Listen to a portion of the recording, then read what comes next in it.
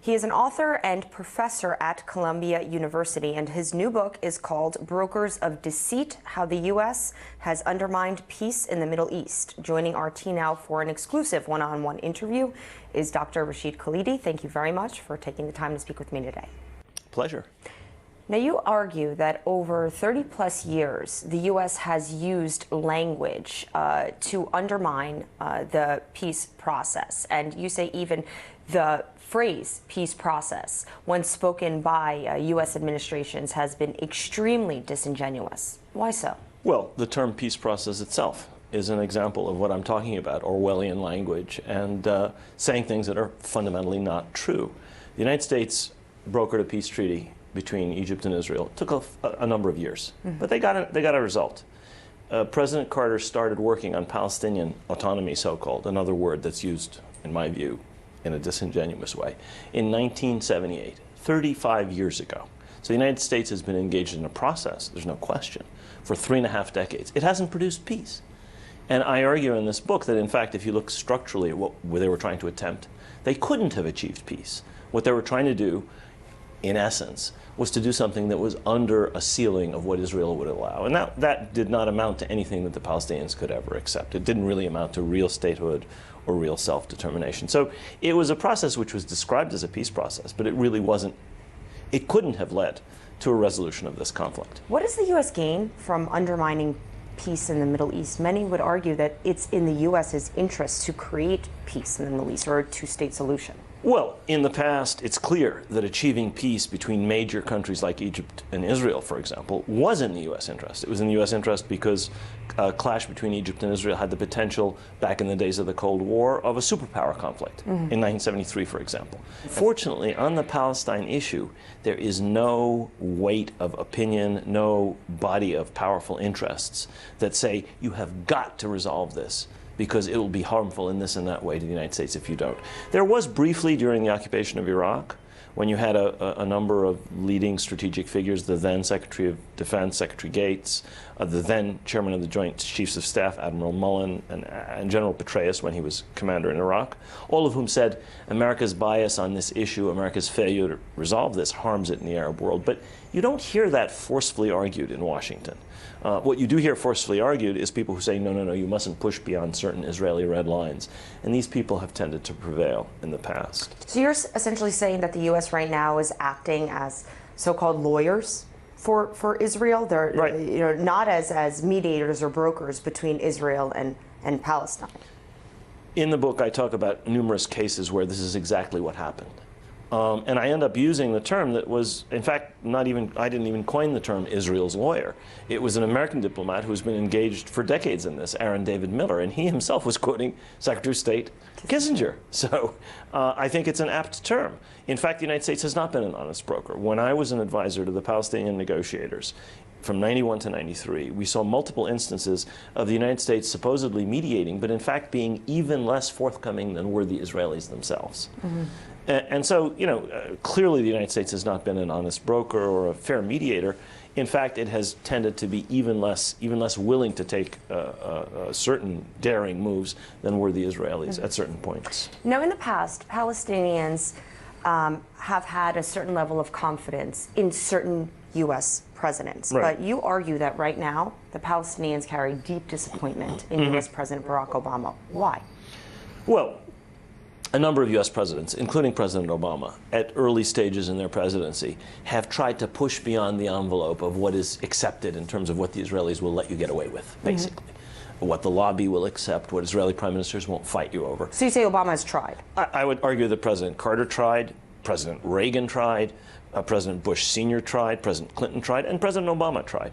But in each case, they've been rebuffed, and they haven't pursued or persisted in what they were trying to do. So I think we've now reached a point where a supposedly interim solution, this Palestinian Authority, which was established back in the mid-90s, has been there for almost 20 years. And there has been no resolution of the conflict. And Palestinians have, I think, lost confidence, not just in this president, but in the United States. So does that mean that the prospects of an Israeli-Palestinian resolution under Obama will not happen? Will it be 8 years wasted when he leaves the White House? Do you think so? Well, 4 years and counting have been wasted so far. I think that if the United States doesn't change its policy, the United States will not only not help to resolve this conflict, it will continue to do what it's done for most of these past 35 years. It will make it worse. The United States is not just a neutral actor. The United States is supporting Israel diplomatically. The United States gives Israel $3 billion a year in military assistance, much of which seems to me to be used in ways that are in violation of U.S. law, in ways that are not defensive, bombing Gaza, for example. And finally, it's American money from 501c3 tax-deductible charitable organizations that is funneled by the hundreds of millions of dollars to the settlement enterprise in the West Bank. This is active American participation in making a settlement less likely.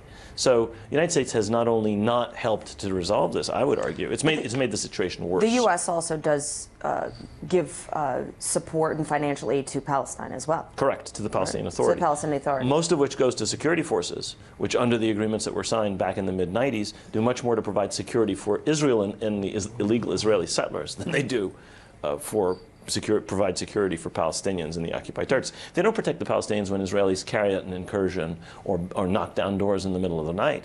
What they do is try and stop Palestinians from resisting or attacking Israelis who are illegally settling in the occupied territories or otherwise present Israeli military forces.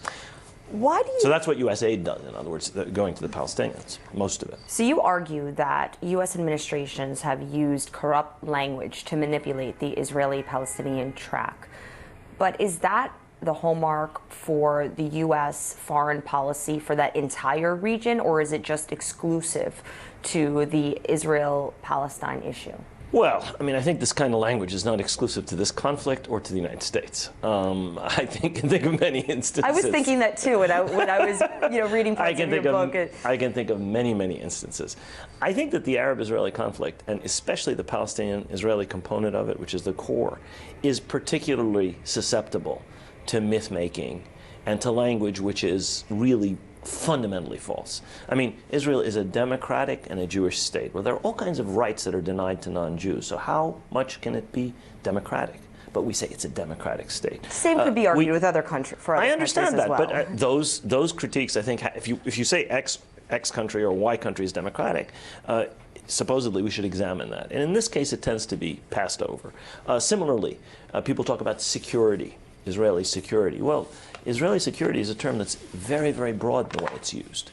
It's used to cover things that involve inflicting insecurity on other people. Well, is that, these are the kinds of uses of language that I argue in this conflict are particularly prevalent and are particularly dishonest. Now, I'm sure that you can find many, many other examples in other conflicts. Do you believe that the Palestinians are genuinely interested in breaking the status quo, or do you think that they have learned to live with the circumstance as it is now, and breaking the status quo may be too uncomfortable? No. I think that the Palestinians suffer more than anybody else in this conflict. There's no question. And so they would, in their overwhelming majorities, love to see this conflict solved. Now, that said, unfortunately, there are some Palestinians who profit from the status quo associated with the regimes in Ramallah and Gaza. And those are people who may be comfortable in some ways with the status quo, but they're a very small minority.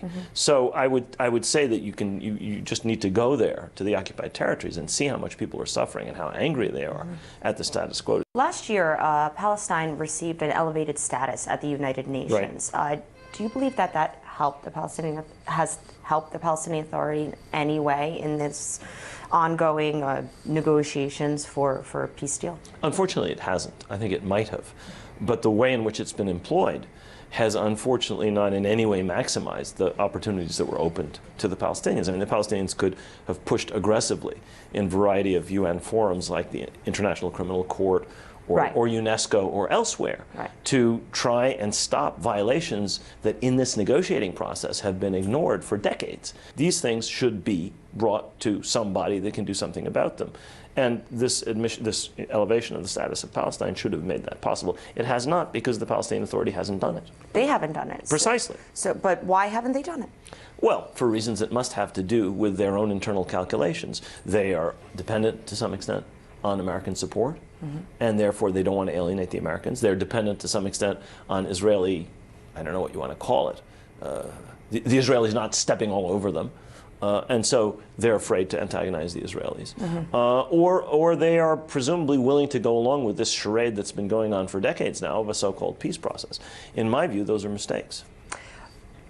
How has the so-called Arab Spring affected this negotiation, this peace process? Right. Do you think it's had any effect on it? Do you think it's delayed the peace process? Do you think it's had the major powers, including the U.S., slow down when it comes to Israel and Palestine negotiations happening there, rethink any kind of negotiations or tentative agreements? Right. What kind of effect has the Arab Spring had?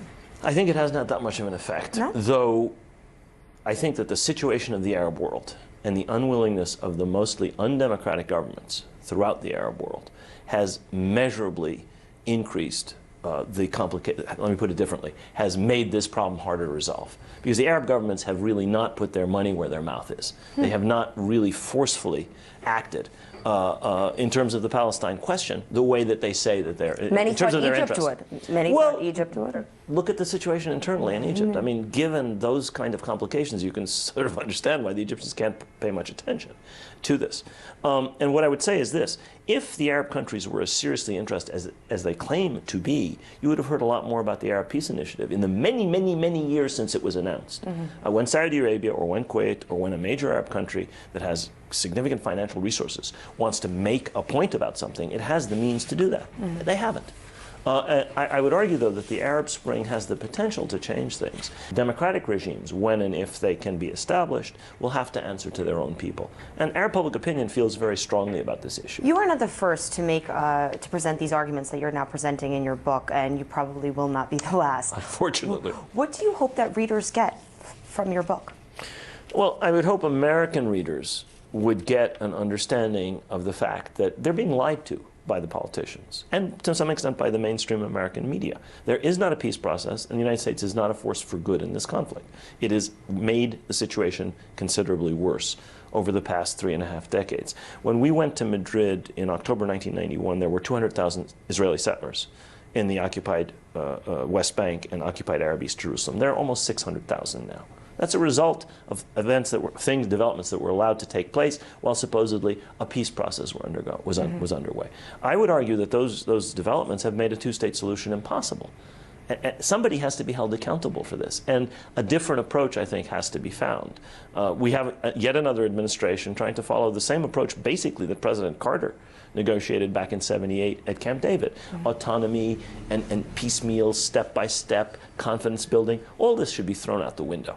This has to be negotiated on the basis of international law, on the basis of clear principles, and saying we want to get to this end and we have to do it in this way. Not in any way the way in which it's been pursued up till now. But if the U.S. remains the main broker, can that happen? Do you think that these negotiations would be better off if the U.S. was removed from the negotiation? Well, the United States is not going to be removed because the United States is the sole superpower. The United States is the 900-pound gorilla on the block in the Middle East. I mean, it's not going anywhere. Right. However, the addition of any other party, almost literally any country on the face of the earth, with the exception of a few South Pacific islands that vote for the United States no matter what, with all due respect, anybody would be a better mediator than the United States. Almost literally anybody. Because the United States has shown such a degree of bias and is so closely connected to the Israeli position on so many issues. Here's a message I would have in the book for others. I mean, is this not a vital interest for Europeans, for Russia, for India, for China? They get their energy from the Middle East. This is a vital interest for them. America doesn't get its energy from the Middle East. The United States is going to be energy sufficient, like Russia, very soon. But the countries that get their energy from the Middle East have a vital interest in doing something about this, and they've done very, very little. I think they have to push a lot harder for a little more fairness, a little more even-handedness in mediating this conflict. Dr. Rashid Khalidi, thank you very much for your time. It was a pleasure. Thank you. Dr.